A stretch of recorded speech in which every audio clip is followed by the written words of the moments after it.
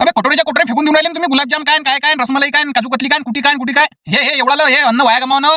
हा कोणाच्या लग्नात गेले बप्पे असला की हे काही काही जण काय करतात माहिती काय, हे निवड खायसाठीच जातात. खायसाठी म्हणजे कसं की बा जा तुम्ही खा, काही विषय नाही, पण अन्न आहे ना ते त्याला जरासं कसं जपून. आता भाऊ कसं आहे, मी गेलो त्या दिवशी लग्नात, तर लग्नात गेलो आणि लग्न गिग्न लावलं आणि आपल्या जेवायच्या इकडे गेलो. जेवायच्या इकडे गेलो तर ती माझ्या बाजूनच 2-3 जण बसेल. तर त्याची मजाच पाहू राहिलो.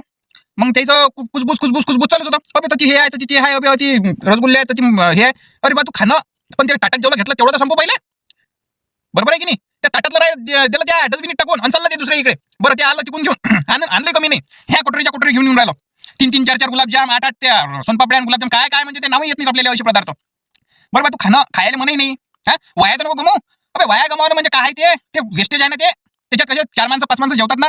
हा कुणी खर्च काय करते की बा समोरच्याचं पोटभर जेवण व्हा, फेकून द्यासाठी करते कुणी. बरं फेकून देऊन त्याचा फायदा काय पुढे, त्याचा काही ना काही तर त्याचा उपाय असायला पाहिजे की बा एवढं मागीचं तुम्ही आता बनवून राहिले, हे करून राहिले, खर्च काही कमी येत नाही कोणती गोष्ट बनवायला. हा ते फक्त जो करते त्यालाच माहित राहते की बा काय खर्च येऊन राहिला याच्या मागं. अबे मग तो समोरचा तुम्हाला बोलावून राहिला, चांगल्या पद्धतीने इन्व्हाइट करून राहिला, तर काही ना काही त्याचा जरा फक्त काही भान ठेवत जावे.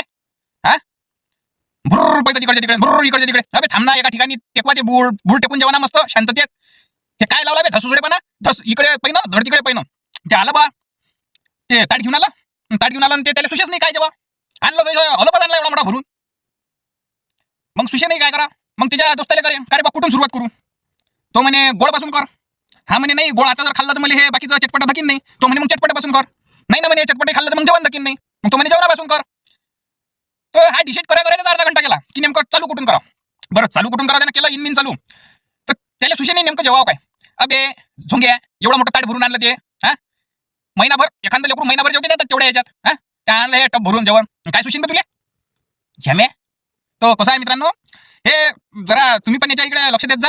एखादा दिसला की नाही असा, जे काय म्हणतात त्याला होरम्या असा खाणारा, तर त्याला तशीच टोका मित्रांनो. काय बे म्हणा, काय लावलं बे हे. बरं त्यानं घेतलं की नाही ते, तर त्याला ते संपवलं पाहिजे मित्रांनो.